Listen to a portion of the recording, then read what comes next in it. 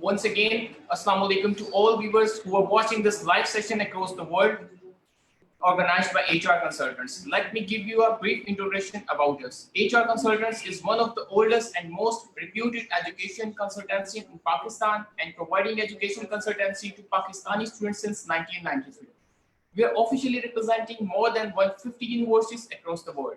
The services which we provide us, such as academic counseling, guidance on select the courses and institutes, securing admissions, guidance to how to apply for visa, securing universities accommodations, and pre-departure guidance. We have offices in almost all major cities in Pakistan.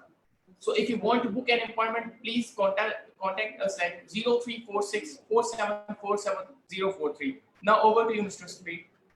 Hi, good afternoon and Assalamu alaikum to everybody and viewers who are watching this live session. My name is Safir and I'm Education Manager at HR Consultants Pakistan.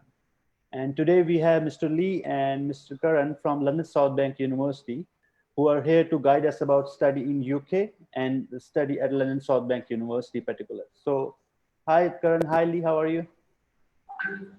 Hi Safir, I'm good. All right. Good, thank you. And can you guys tell us about like study at Covent, London South Bank University, like facilities, available courses, admission criteria, and your intakes, and why a student should choose London South Bank University for higher studies? Yeah, sure. So London South Bank University, we're located in Zone 1 of Central London. And we are 128 years old, so we have an awful lot of history behind us. We've been in the same location ever since we were first founded all those years ago. The campus has grown, and that is one of the cool things about LSBU is that it is a campus university, which in central London is incredibly rare. So from moving between classes, moving between facilities, everything is in one place. So it's very, very easy to find and very, very accessible. Also, as well, obviously, the benefit, we're in London. It is, one of the most well-known cities in the world. A lot of landmarks, lots of things to do. And from London, also, you have access to the rest of the UK, which is very, very accessible. So, traveling, sort of sightseeing, very, very easy to do in between your studies. In terms of the university itself, our main kind of focus is employability. Students go to university to better their job prospects. It's certainly why I went to university, to get a degree, get a master's, then sort of step up into that. We don't mess around. That's what we focus on. So we want students to have as much kind of hands-on real world experience as possible so that when they've left us, they're in a really, really good position to be able to move into that fantastic job or, whatever career they want, whether they even want to start their own business, we give them the skills to be able to do that. We believe in learning by doing. So rather than, reading lots of books on how to do things, we will actually simply, give them the practical opportunities to explore the subject rather than just, giving them lots and lots of books to read. We want students to get hands-on and stuck in, whether it's using particular equipment or using particular methods to achieve something. We want them doing it rather than kind of reading about it. In terms of the courses that we offer, I would be here all day if I listed all the courses, but I mean, in terms of our sort of particular main subjects, our schools, so we have the School of Arts and Creative Industries, we have the School of Business, School of Engineering, School of Law and Social Sciences, School of Applied Sciences, and School of Health, and School of Built Environment and Architecture.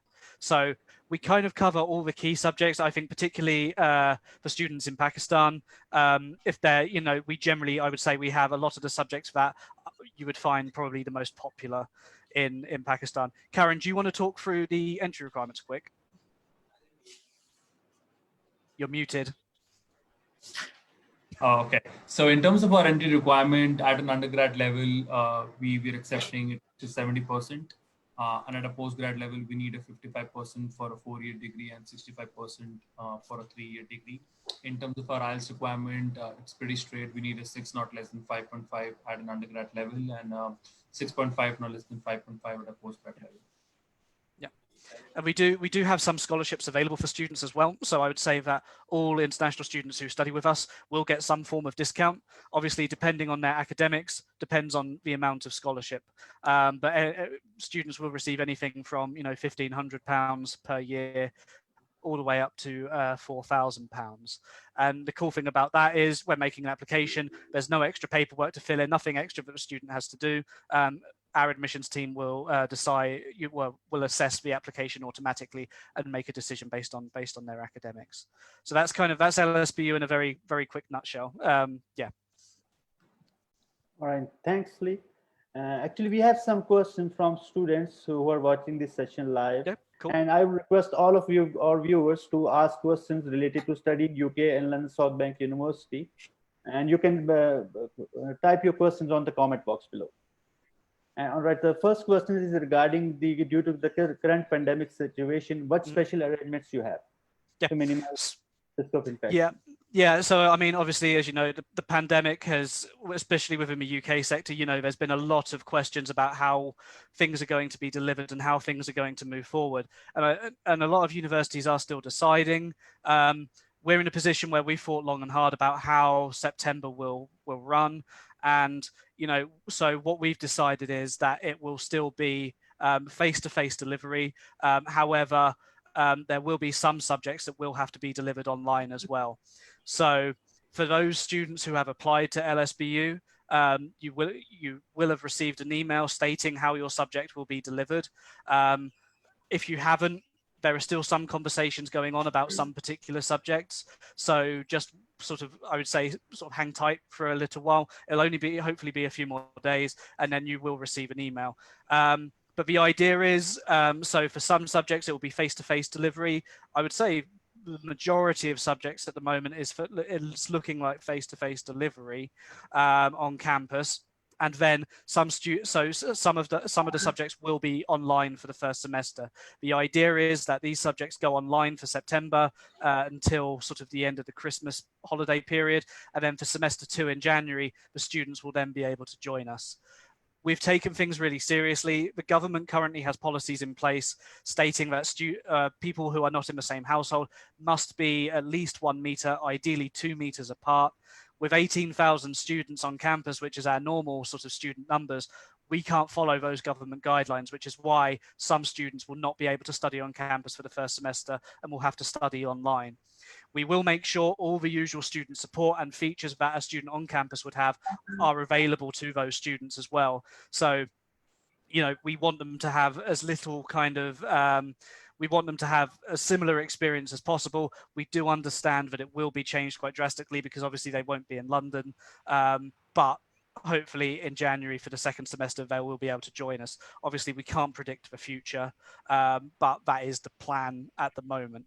And what I will say to all applicants is, if you do receive an email from any LSBU email address, please do read it because there will be some important information in there. At the moment, we are not sending emails just for the sake of sending emails. There's normally some really key info in there that you'll need to take on board. But yeah. So yeah, we're taking social distancing really seriously. I've seen some photos of how the campus looks at the moment. We've put plastic screens up, so there is barrier between receptionists and the students. There'll be hand sanitizer dispensing points throughout the university. It is something we've taken very, very seriously. All right, thanks, Lee. And the next question is regarding, do you think it is still advisable to go for the September session or change their plans and go for the January session? What do you suggest? I would suggest, I would say it's largely down to what the student wants to do.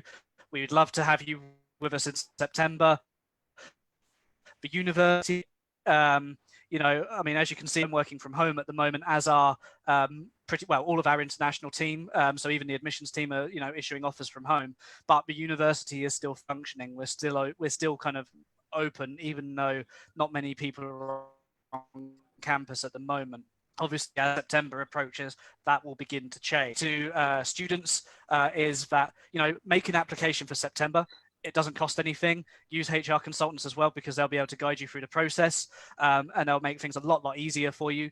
And then, see how things pan out. You may have a face-to-face online, face-to-face class that means you can come in September, or you could potentially look at moving to the January intake if your subject is available. At the moment in January, it's all business courses are usually open, and a couple of engineering and a couple of architecture courses. We still haven't had the final list confirmed to us, and we're hoping that by the end of July, we'll have the final January course list. So maybe wait until that course list is released, have a look, and if your course is available, if you want to defer to January, if it's possible, we'll of course allow that to happen. We understand that some students perhaps are a little bit wary of joining in September so soon, or perhaps they just want to wait a while until things are perhaps a bit more normal. So it is perfectly possible to defer to January if they want to do so, and if their course is available. All right, thanks, Lee. The next question. Sorry, Safir. Next question अपने audience को announce करना चाहूंगा यहाँ पर, जैसा कि आप देख रहे हैं हमारा लाइव सेशन कंटिन्यू है और आज हमारे साथ अवेलेबल हैं LSBU के इंटरनेशनल रिप्रेजेंटेटिव हैं। आपकी जो भी क्वीरीज हैं, आप अपने तमाम क्वीरीज वो स्टूडेंट्स जो यूके में जाना चाहते हैं स्टडी के लिए LSBU में, अपनी तमाम क्वीरीज को लाइव क्लियर कर सकते हैं। जो भी आपकी क्वीरीज है, फी स्ट्रक्चर से रिलेटेड है, आइल्स से रिलेटेड है, यूनिवर्सिटी से रिलेटेड है, जो भी आपके माइंड में क्वीरीज है, आज आप लाइव क्लियर कर सकते हैं अभी, या फिर कॉल कर सकते हैं लाइव 0346474704 पर। आपकी लाइव कॉल ली जाएगी और लाइव आपकी क्वेरीज को क्लियर किया जाएगा। आप नीचे भी कमेंट सेक्शन करके अपनी क्वेरीज को क्लियर कर सकते हैं। Yes, Mr. Safir, you can continue, please. All right, Lee, the next question is related to the tuition fee deposit. Suppose if a student pays deposit for the September session, but due to some reason unable to join the September session, can it be transferred to the next session? Yeah, absolutely. Yeah, that's not a problem. Yeah, I think we've done that already. So yeah, that's fine. And the next question is related to the taking studies part-time. Suppose if someone is taking part of its course online, will it affect post-study work visa opportunity if UK decided to give 2 years post-study work visa? From the information that I have, I haven't seen anything that would suggest it will impact. So as far as I'm aware, if PSW comes into law, then no, online study should not be affected. All right. And the next question is related to internships. And do you offer the students internships for the postgrad level or even for the undergrad level? And what special arrangements you have for the students? Or sure. Do you have so for the School of Business, so we do, for undergraduate and postgrad level, we do offer internships kind of throughout the university, throughout courses. So throughout business, for all of our business courses, we do have internships available at undergraduate level. So the idea is you do 2 years at LSBU, 1 year studying, 1 year working in your placement, and then you come back to us for a final year. For postgraduate level, the MSc International Business Management has 1 year of study and 1 year of work placements. All of the other masters in business, they do have a work placement, but at the moment it's built into a module. So it's not quite as long. So you'd still have a normal course length duration. However, the business school is planning on taking the MSc International Business Management sort of structure of 1 year placement, 1 year internship, and moving that across to all of the other masters. We were looking at doing it for this September, but obviously due to the pandemic, I think a lot of the kind of internal administration has been delayed. So it may be in place for January, or failing that, it will be September 21. And then all other, so for a lot of the other courses across the schools, at undergraduate level, there are opportunities to do 1 year of placement at undergraduate level. Not so much at postgraduate level. However, what I would say is speak to a lot of the academics and, over the summer periods, because a lot of our academics still work in the sector. They have a lot of contacts. So they may be able to help you find an internship. It just may not be part of your course. All right. The next question is related to the internship. Like, suppose if someone is going for a master's degree with 12 years internship or placement, Yeah. if we suppose if the student is unable to secure that placement, would they be able to use this visa for the internships or not? So the way our internships work is that, particularly so for instance with the MSc International Business Management, which has the 12-month placement, we do have some dedicated guys in the business school whose job it is to find these internships. Now, they won't just give them to the students and say, here's your internship, off you go. The students do have a bit of input in terms of what kind of thing they want to do. And also the student may be required to actually contact the company. The guys in the business school may say, okay, here are the list of companies we found for you. Go give them a call and see, which one you would like to work with. So, university students are adults. We want them to use a bit of initiative, and it will be kind of down to them to secure the internship, even though we may have found it for them. If on the off chance, which again has very, very rarely happened, if an international student is unable to find an internship, what we will do is they'll still be able to get a master's degree. They'll still get MSc International Business Management. They just won't be able to do the 1 year of academic study, the 1 year of work. They'll just do the 1 year of academic study. But obviously, if PSW is in place by then, hopefully by then they should still be able to take part in PSW. That shouldn't hopefully be affected. All right, thanks, Lee. The next question is related to the PhD funding and scholarship. Do you offer anything related to this, like scholarships or funding for the PhDs?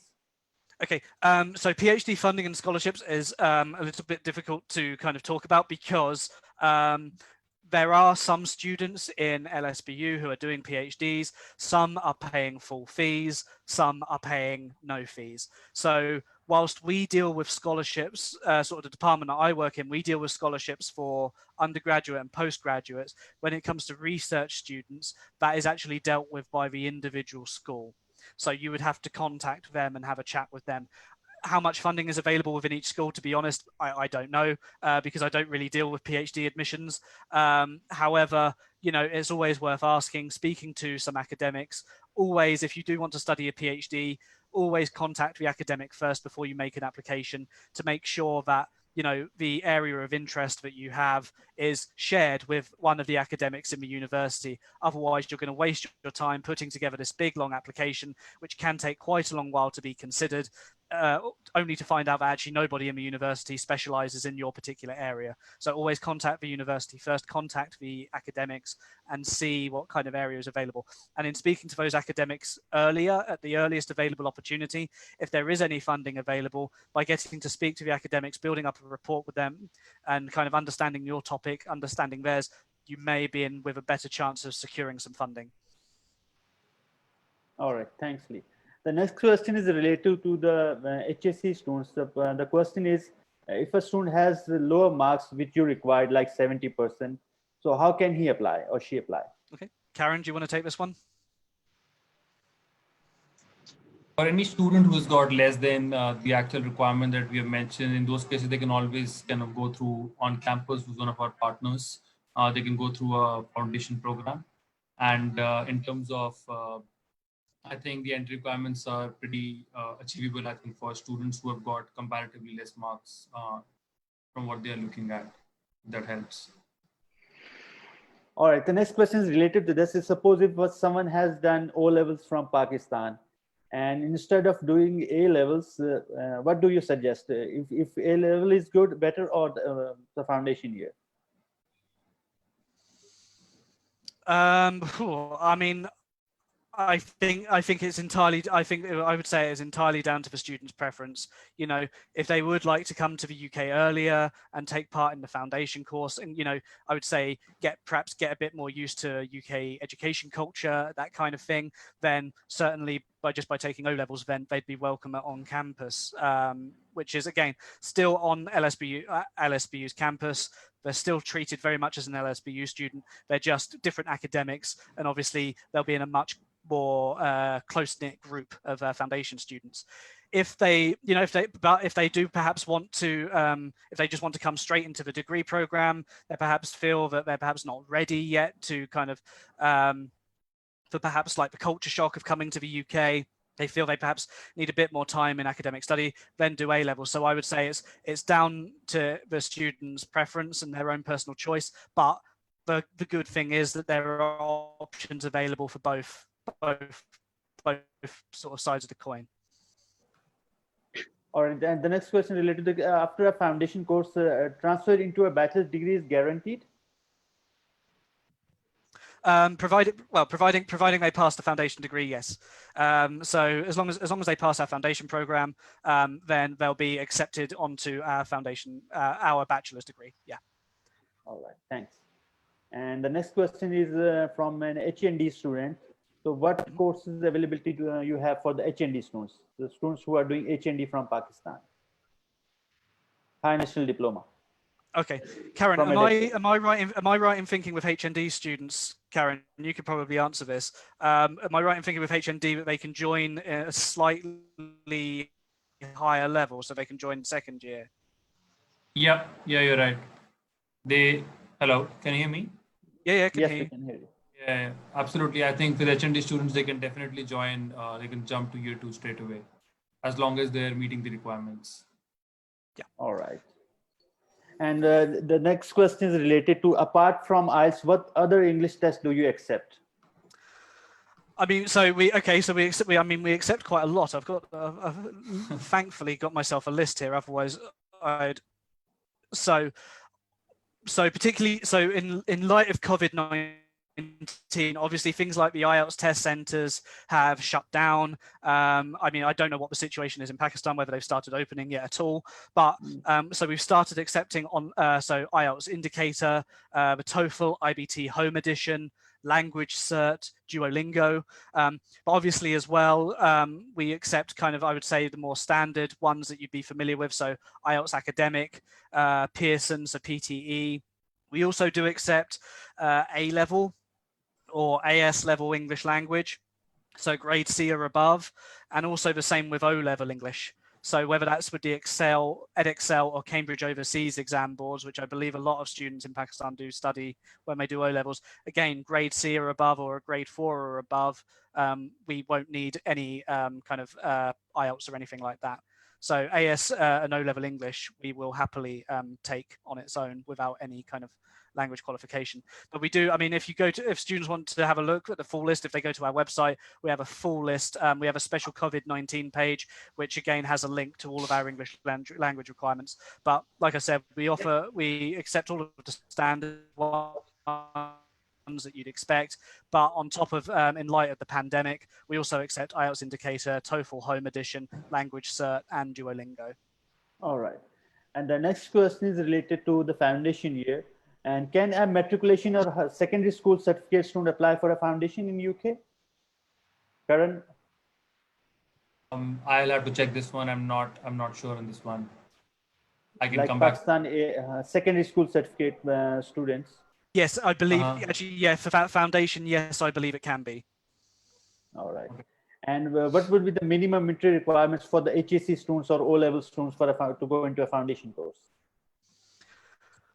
That I do not know, because I'll be honest. So whilst we have we do have our foundation program, our foundation partner on campus, all applications go directly to on campus. So I would suggest contacting there's Javeria Khan, who is the on campus representative in Pakistan, who I believe you guys all work with as well, know her quite well. So again, so for students interested in foundation, speak to HR consultants as always, and they'll be able to guide you through, put you in touch with Javeria. All right. Actually, the next question is related to the credit transfer. Do you accept credit transfers from Pakistan? Yes, we can do. Again, it's very much on a case-by-case basis. So what we would need to see is the qualification, that obviously sort of what they've studied so far.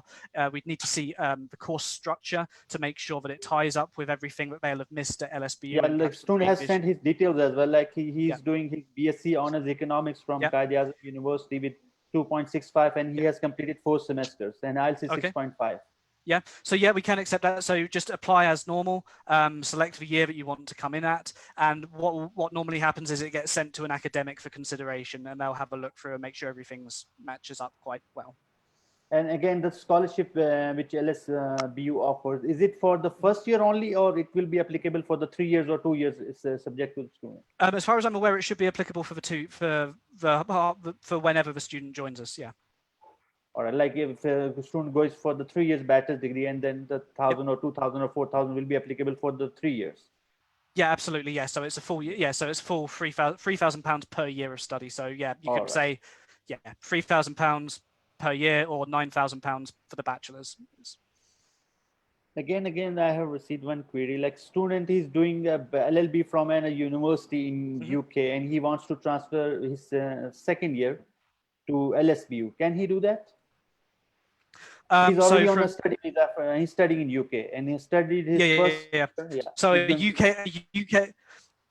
UK to UK transfer, it's not impossible. It is a bit more difficult. There are sort of compliance reasons that need to be looked into. So we'd need to understand why the student wants to transfer, how they're doing at their previous course. So there are a lot of questions that we'd need to ask first before saying yes, but certainly we're not going to instantly say no. So again, case by case basis. All right, thanks. And the next question is related to accommodation. Is accommodation guaranteed at LSBU, and how much a normal student pays? Okay, so accommodation at the moment, obviously in light of COVID-19, things are a little bit up in the air in terms of how we're accepting accommodation, but we base it on a distance rule. So students who are perhaps live a mile away from the campus and apply for accommodation, the chances of them getting it are incredibly slim because they live a mile away. However, students who live several thousand miles away, obviously they're going to be looked upon very favorably. So it's kind of, that's how it's looked upon. So all international students, we will make sure, we will do everything they can to make sure they have a place to stay. We can't use the word guaranteed at the moment, but again, like I said, international students who apply for accommodation, we will make sure they get it. So yeah, and in terms of cost, you're looking at around £650 per month, which for a room in Zone 1, Central London, is pretty sort of economical. If you want to rent privately, you're looking, in some cases, you're looking at about £300 per week for some of the more private accommodation providers. So with us, it's considerably cheaper, and it's good accommodation. They have a nice place to stay. All right, thanks. The next question is related to the traveling. Is it easy to get around campus, and how diverse is the campus? And traveling from the other places to the London South Bank. Okay. Is it convenient? Yeah, so I mean, so where my office is on the campus to the nearest tube station or sort of the underground train, if I run, I could be there in about 15 seconds. If I walk, it's about 30 seconds. So from my desk to the tube station is very close by. And then from a tube station, you have access to the whole of London. You can be on the other side of London in about 20 minutes. You could be from the university, you could be in Westminster in 10 minutes. Covent Garden, Harrods within 10 to 15 minutes. So everything's really accessible. And with that, you have all of the train stations like King's Cross, Paddington, Waterloo. So you have access to the rest of the UK. In terms of the campus, to walk from one side of the campus to the other is about 5 minutes. It's not far at all. Everything is in one place. So obviously, going from class to class is really, really simple. Everything is very close by. Obviously, when you first arrive on campus, to say that you'll never get lost is a complete lie. I still get lost, and I've been there for 3.5 years. But you find your way. You'll always find your way to somewhere that you know. So it is a really easy campus to navigate. So yeah, everything's close by. In terms of diversity, we're in a really, really diverse part of London. We're in a place called Elephant and Castle. It's not what I would call, it's not a tourist area. It is much quieter, which I think is great for students because it means they can focus a bit more on their studies when they're with us and not get distracted by kind of the bright shining lights of Covent Garden or Leicester Square. But on the weekend, when they perhaps want to take a break or be a bit of a tourist for a day, they can go and easily do that. They can go to Covent Garden, Leicester Square within a few minutes. But the area itself, very, very diverse. There's a different language being spoken on every street corner, which is amazing. Loads of different types of food available, which for someone like me who loves food, that's great. I love it there. You can have a different cuisine probably every day for a month and not get, and you know, you'd still have something new every day. The university itself, so like I said, we have 18,000 students. I'd say 2,000 to 3,000 of those are international. And we have students from about 140 countries at the moment. So it is very diverse. We don't really yet have one dominant nationality. Everything is still fairly evenly spread, which is something that we try and encourage and something we try and keep, because we think, you know, LSBU should be representative of London, which is, you know, a very international, diverse place. All right, thanks, Lee. And the next question is related to the traveling cost. How much normally a student pays per month, or is there any discounts available for the students who are on study visa for the traveling, like bus or train tickets? Or... Yeah, absolutely. Yeah. So for students who are living on campus, the grand total of your transport fees would be zero, because you can walk within about 3 minutes to the campus. So you wouldn't need to pay for transport. For students who do like perhaps live a little bit of a distance away. So the other thing I will say about our accommodation is, obviously, if you want to stay in our accommodation, that's fantastic. We'll be happy to have you. If you perhaps have some relatives who already live in the UK or some friends, and you'd rather go and stay with them, then that's fine. We're not going to make you stay on our campus. It's kind of, if you're happy, we're happy. That's what we like. In terms of cost, I mean, normally you'd be looking, if you're traveling kind of within zone 1, you're looking at normally around sort of, I would say, £4 to £5 per day. If you're traveling even from zone 4 into zone 1 of London, which is, I would say, where a lot of students and their families tend to live, you're looking at £4 to £5 per day. So it's not an extortionate amount of money. As students, you will get a discount, so you can, you get your Oyster card, which you use to get onto the tube trains. You can preload that with unlimited travel for a month, and that normally costs around £80, which is just, again, a pretty reasonable cost over the course of a month. All right, and Tahir, if you have any questions, you can ask. Yes. I have a question about Ielts. Can you tell us about that? What's the requirement for bachelor and master program? Yeah, sure. So for Ielts, we look at, so for bachelor's students, we look for 6.0 overall, with no less than 5.5 in each skill area, so speaking, listening, reading, and writing. For postgraduate, for master's students, it's exactly the same, so no less than 5.5 in each skill area, but we ask for 6.5 overall rather than 6.0. Okay, thank you. And my next question is, for example, I have completed my bachelor's with 2.2 CGPA. Can you tell us about what the minimum requirement for master program? Yep, sure. Karen, do you want to do that, the minimum requirement for masters? Yeah, so Tahir, 2.2 is equal to how much in percentage, if you could help me? Okay. Sorry, 2.2 is about, I think it's 60%. Yeah, so if it's a 4-year degree, our minimum requirement is 55%, and if it's a 3-year degree, our requirement is 65%. Okay, and my next question is, do you offer ACCA? Mostly students are considering ACCA and LSBU. So can you tell us about ACCA? Do you offer ACCA program? Oh, so okay, so accounting and finance with ACCA. Is that what you? Yeah. Okay. Cool. Yeah. So a lot of our courses across LSBU are accredited by professional bodies. So our accounting and finance course, which is, I believe, in the top 10 in the UK at the moment, is accredited by ACCA. So if you have done some of the foundation papers already, that means I think if you've done 0 to 9, you should actually be able to join LSBU at a more advanced level. So you could come into 2nd year or 3rd year, depending on how many ACCA papers you've already sort of completed. If you have never done an ACCA paper, but you join our bachelor's course or our master's program and complete it, and then want to make the decision to do your ACCA papers, by completing our qualification, you'll have actually already be exempted from a lot of the ACCA papers. So it'll save you some time and money. So that's kind of how the accreditation works with us, yeah. Okay, my last question for about scholarship. Can you tell us about the scholarship? For example, you're offering on merit basis scholarships, or for example, normal students can apply for scholarships. Yep. Karen, do you want to take scholarships? Yeah. So on the scholarships, we essentially have got two kinds of scholarship. We've got an international scholarship and a merit scholarship. For international scholarship, I mean, as a university, they value the academic and cultural diversity that international students bring to the university, and we're offering a scholarship of £1,570 to all the students at undergrad and postgrad level.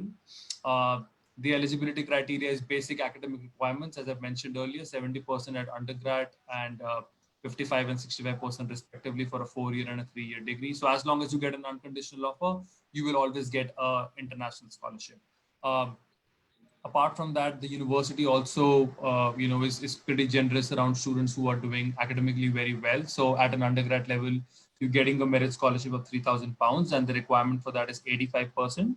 And at a postgrad level, we're offering a scholarship of £4,000, and the requirement for that is 70% and 90% respectively for a 4-year and a 3-year degree. Now, the important thing is that as a student, you will get either an international scholarship or merit scholarship, but at an undergrad level, especially, we as a university want to support the students throughout his journey with LSBU, and therefore you get the scholarship not only in the first year, but you get the same scholarship in the second year and in the third year as well. So in cases if a student is getting a merit scholarship of £3,000, as Lee mentioned, in a way it's £9,000, which I think is a huge saving that a student can have. And also, if a student can't meet the merit scholarship, he will still be eligible for getting the international scholarship in year 2 and year 3. The simple thing that they need to do is just pass on exams. And I think our students the Pakistani students have been doing really well from our discussions with professors. They're really happy with the results that they're getting. So we don't see a reason why they should not be getting the scholarship year on year. Okay, thank you, Mr. Kang. Yes, Mr. Sukhi. All right, I think we have covered almost all the student questions. And currently, if you like to add some more points about studying at London South Bank. Yeah, I mean, I think after having kind of conversations with multiple students, something that I've kind of felt, I think for majority of South Asians, it's employability end of the day, right? Employability is what we're looking for. Nobody goes out to UK and says, I want to just study and probably study in a college which is known for best, faculties, or in a very cool campus. End of the day, I think for majority of us, we want to ensure that the hard-earned money of our parents, we try and put it in the right place, and that is in a way getting a good job. And LSBU is known for employability. We are the only university which has been awarded University of the Year for graduate employment 2 years in a row. Our average graduate salary is 4th best in the country. So especially in times of COVID, where economies have got hit all across the globe, it's very, very important that students keep that in mind while making their choices, that it's not only the subject that you like, which is definitely very, very important. There should not be any peer pressure in there, but it's also important to keep in mind which university is going to be ensuring that they give equal opportunity to every student to find a job. And they are known for that.